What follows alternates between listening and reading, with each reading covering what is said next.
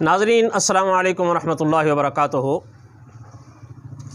یہ high blood pressure جو ہوتا ہے نا، ہائی بلڈ پریشر، یہ انتہائی خطرناک بیماری ہے جو انسانوں کو کبھی کبھی فالج اور لقوہ کی طرف بھی لے جاتی ہے، اور کبھی مریض کومے کے اندر بھی چلا جاتا ہے، اور کبھی شریانوں کے پھٹ جانے کی وجہ سے مریض راہی ملک عدم ہو جاتا ہے۔ مریض کا اس مرض کی وجہ سے پاگل ہو جانا یا لڑتے رہنا، لڑاکا مزاج، جھگڑالو مزاج ہونا، یہ تو عام بات ہے۔ یہ تو جن حضرات کے گھروں کے اندر ایسے مریض موجود ہوتے ہیں وہ ان کو اچھی طرح جانتے ہیں۔ اس لیے اس مرض کا جو ہے نا خاص یہ خیال رکھنا چاہیے، اور اس سے نجات حاصل کرنا جو ہے نا یہ بہت ضروری ہوتا ہے۔ اس کے متعلق میں نے اپنی پہلی جو 2 ویڈیوز بنائی ہیں، ایک 32 نمبر اور ایک 33 نمبر، وہ آپ کی خدمت میں بنا کر پیش کر چکا ہوں۔ آج میں اس مرض یعنی ہائی بلڈ پریشر کے مریض کے لیے ایک قہوہ یا چائے کا نسخہ پیش کرنا چاہتا ہوں۔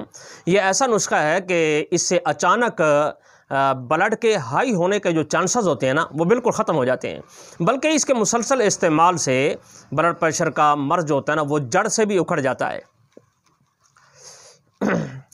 اور میں تو کہتا ہوں کہ جو میں نے پچھلے نسخے بیان کیے ہیں نا، ان نسخوں کے ساتھ اگر اس نسخے کو بھی ساتھ ساتھ استعمال کیا جائے تو یہ سونے پہ سہاگے والی بات ہے، اور یہ دوا کا جو وقت ہوتا ہے، وقفہ ہوتا ہے، یہ بھی کم ہو جاتا ہے۔ نسخہ سماعت فرما لیں کہ سونف، زیرہ، ملٹھی، ادرک یا سنڈ، یہ 4 چیزیں بتا رہا ہوں۔ یعنی ادرک لے لیں، تازہ کو ادرک کہا جاتا ہے، اور جو خشک ہو جاتی ہے اسے سنڈ کہا جاتا ہے۔ یہ تمام چیزیں برابر وزن لے لینی ہیں۔ اب سونف اور زیرے کو تو کوٹنے کی ضرورت نہیں ہے، البتہ ملٹھی کوٹ لیں، یعنی دردرا کر لیں، کوٹ لیں، یا پیسی ہوئی ملٹھی بھی مل جاتی ہے پنسار اسٹور سے۔ اور ادرک اگر تازہ ہو تو اسے بھی کوٹنے کی ضرورت نہیں ہوتی، اگر خشک ہو تو اسے بھی آپ نے دردرا موٹا موٹا کوٹ لینا ہے۔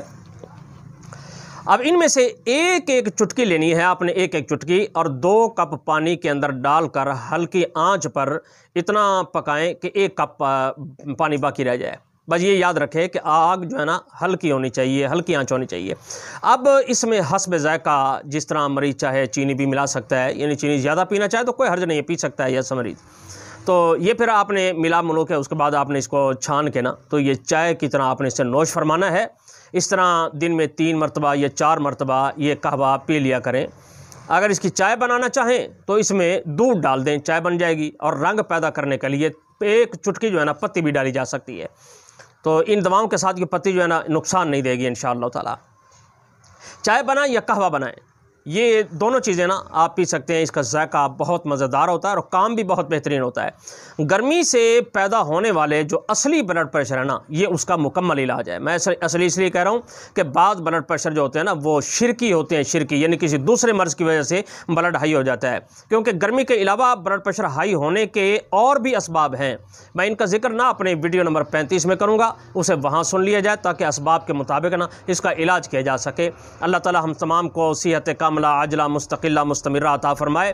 میں آخر میں یہی دعا کرتا ہوں، اللہ جتنے بھی مریض ہیں اور جس قسم کے مرض ہے، تمام امت مسلمہ کے مریضوں کو صحت کاملہ عاجلہ عطا فرمائے۔ آخر الدعوانا الحمدللہ رب العالمین۔ السلام علیکم ورحمۃ اللہ وبرکاتہ۔